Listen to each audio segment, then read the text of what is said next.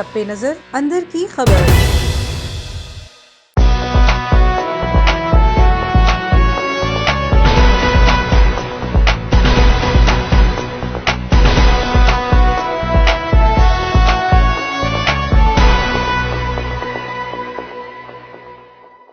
بسم اللہ الرحمن الرحیم، السلام علیکم۔ پروگرام سچ بولو کے ساتھ میں ہوں ثاقب سلیم قریشی۔ آج کے پروگرام میں ہم بات کریں گے پاکستان تحریک انصاف کی 2 سالہ کارکردگی کے حوالے سے۔ ہم یہ دیکھ رہے ہیں کہ گزشتہ کچھ دنوں سے پاکستان تحریک انصاف کی حکومت پر بہت زیادہ تنقید کی جا رہی ہے، اور ساتھ ہی پاکستان تحریک انصاف کے رکن قومی اسمبلیز اور جو اس وقت کابینہ میں موجود وزراء ہیں وہ بھی بھرپور طریقے سے پاکستان تحریک انصاف کا دفاع کر رہے ہیں، اور اپنی حکومت کے بارے میں جو اعداد و شمار ہیں انہیں واضح طور پر آ کر بتا رہے ہیں کہ حکومت نے 2 سال میں کیا کھویا کیا پایا۔ آج پروگرام میں اس حوالے سے بات کریں گے اور کوشش کریں گے کہ سچ بلوایا جائے اور پوچھا جائے کہ حقیقتاً اپوزیشن کیا کرتی رہی ہے اور موجودہ حکومت کیا کرتی رہی ہے۔ ان سب پر بات کرنے کے لیے اور تبصرہ کرنے کے لیے سب سے پہلے اس وقت ٹیلی فون پہ ہمیں جوائن کیا ہے پاکستان تحریک انصاف کے رکن قومی اسمبلی اور سینئر رہنما پاکستان تحریک انصاف لال چند صاحب نے۔ لال صاحب بہت شکریہ آپ کا۔ Welcome sir. لازم فرمائیے گا کہ آپ کی حکومت اب 2 سال مکمل کر چکی ہے، اور کہیں ہم دیکھ رہے ہیں کہ اپوزیشن وائٹ پیپر جاری کر رہی ہے، تو اور آپ کی حکومت جو ہے وہ اعداد و شمار کے لیے پیپر جاری کرتی پھر رہی ہے۔ تو یہ تو فرمائیے گا پہلے کہ جو موجودہ حکومت ہے اس کی کارکردگی کے حوالے سے جو تنقید کی جا رہی ہے اس کو آپ کس طرح دیکھ رہے ہیں؟ دیکھیں، اپوزیشن کا کام تنقید کرنا ہوتا ہے اور ان کا حق ہے کہ وہ تنقید کرے، لیکن پاکستان تحریک انصاف کی حکومت جس نعرے کے تحت قائم ہوئی وہ تھا احتساب کا نعرہ۔ یہ پہلی حکومت ہے جس نے قانون کو جو ہے اس کو امپلیمنٹ کیا ہے، اور اس قانون کے تحت بہت سے بڑے بڑے برج جو تھے، بہت بڑے بڑے سیاستدان جو تھے، ان کو جو ہے ان کو اکاؤنٹیبل بنایا ہے۔ آپ نے دیکھا کہ مختلف پارٹی کے ہیڈز، وہ فارمر پرائم منسٹر رہے ہوں یا پریزیڈنٹ رہے ہوں، وہ جیلوں میں گئے اور وہ آج کل کیسز کو اپنوں کو بھگت رہے ہیں، اور انشاءاللہ ان کو پاکستان تحریک انصاف ان کے اختتام تک پہنچائے گی۔ پاکستان تحریک انصاف کی حکومت میں ہیومن رائٹس میں بہت زیادہ کام ہوا ہے۔ آپ دیکھیں کہ زینب الرٹ بل جو بچوں کے تحفظ کے لیے لایا گیا ہے، اور اسی طرح جو ڈسیبل ہیں وومن ہیں ان کے حوالے سے بھی بہت زیادہ کام ہو رہا ہے۔ آپ وزارت مواصلات میں دیکھیں کئی ارب روپے جو پریویس گورنمنٹ میں جو کانٹریکٹرز آ گئے یا جو رشوت کے طور پہ لیے گئے تھے وہ واپس لیے گئے ہیں، اور وزارت مواصلات میں بہت زیادہ کام ہو رہا ہے۔ سائنس اینڈ ٹیکنالوجی آپ دیکھیں، جب یہ کووڈ-19 آیا تو پاکستان میں یہ صورتحال تھی کہ آپ کو سینیٹائزر نہیں مل رہے تھے، آپ کو ماسک نہیں مل رہے تھے۔ آج سینیٹائزر ہو، ماسک ہو، مختلف چیزیں، اپنا وینٹیلیٹرز ہو، وہ نہ صرف ہماری جو ہے لوکل کنزمپشن کے لیے موجود ہے، لیکن وہ اب وہ ایکسپورٹ بھی ہونے لگ گئے ہیں۔ پانی کے ذخائر سب باتیں کی، سب نے باتیں کی، گئے فیتے کاٹے، لیکن کسی نے بھی باقاعدہ کام شروع نہیں کیا۔ پانی کے ذخائر پہ پاکستان تحریک انصاف نے باقاعدہ کام شروع کر دیا ہے۔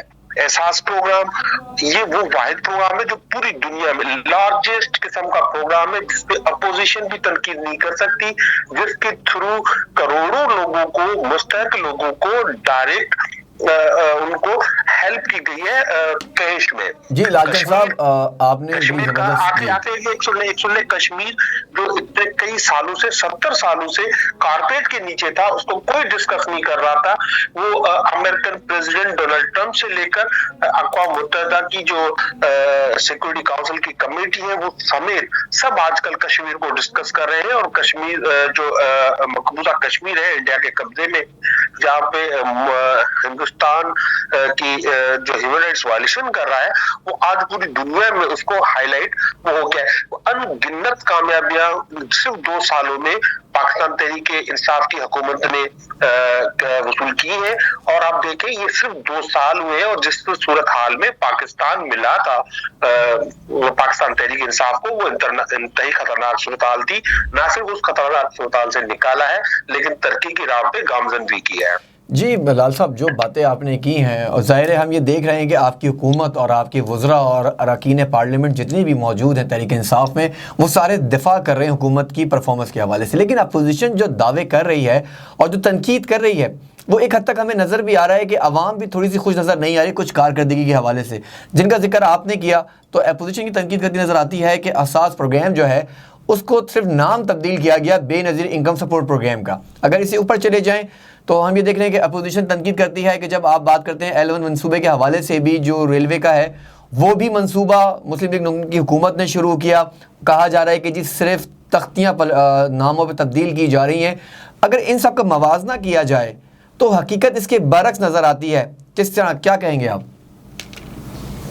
دیکھیں کسی بھی منصوبے کا افتتاح کر دینا, اس کے پیسے نہ رکھنا, اس پہ ADP میں یا ڈیولپمنٹ اسکیمز میں پیسے نہ رکھنا, یہ زیادتی ہوتی ہے.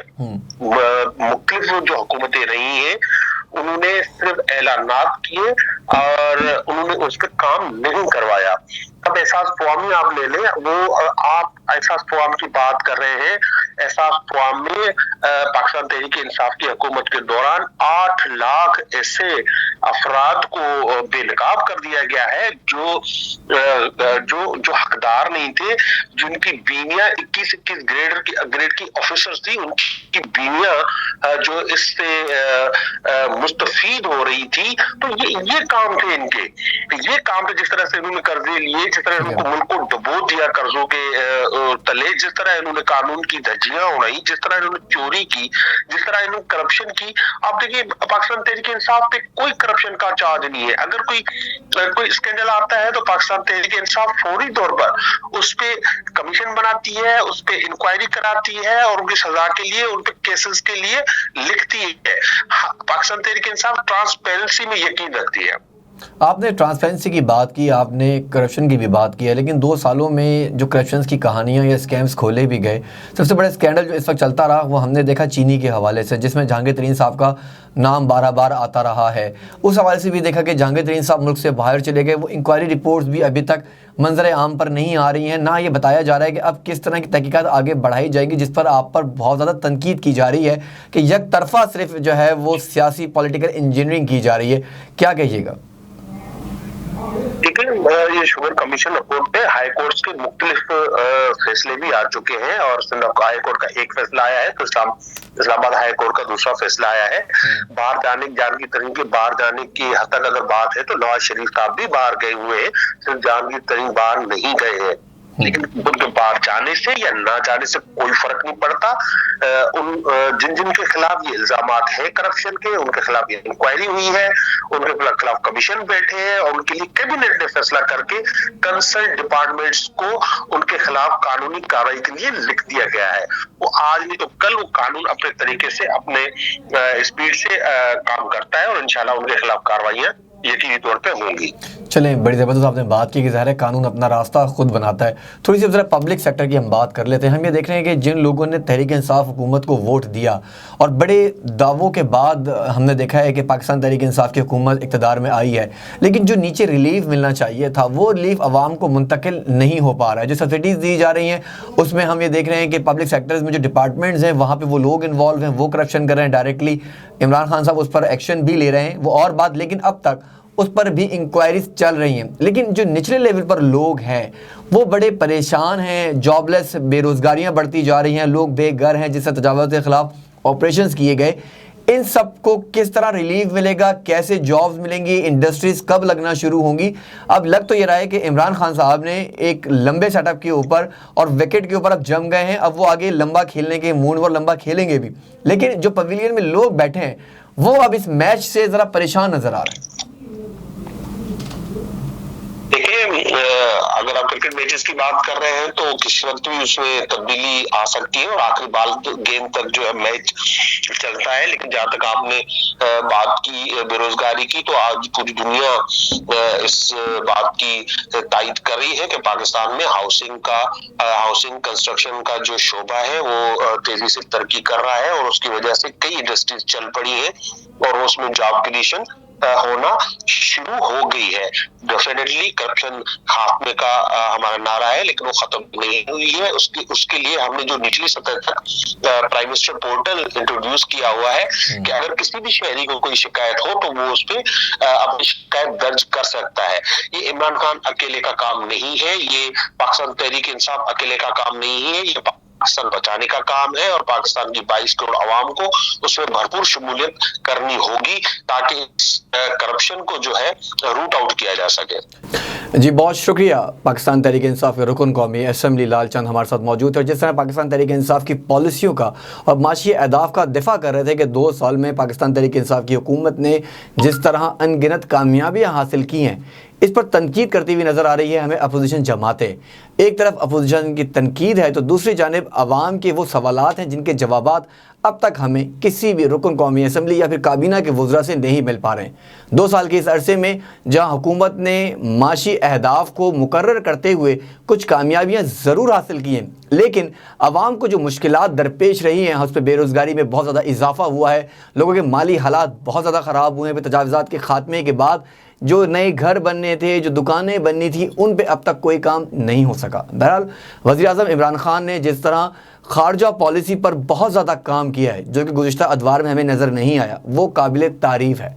अब देखना यह है कि आइंदा आने वाले दिनों में हुकूमत पाकिस्तान और ख़ुद वज़ीर-ए-आज़म पाकिस्तान इमरान खान किस तरह आवाम को उनके मसाइल से निकाल कर कोई रिलीफ फराहम कर पाएंगे, क्योंकि जो माशी अहदाफ की बातें की जाती हैं, जो अदद शुमार दिए जाते हैं, वो अगले अरसे में आने के लिए शायद कुछ कामयाबियां तो हो सकती हैं, लेकिन इस वक्त मौजूदा हालात में लोगों की परेशानियों को यकीनन तौर पे ख़त्म करना होगा। मुझे यहाँ दीजिए इजाज़त। अल्लाह निगहबान।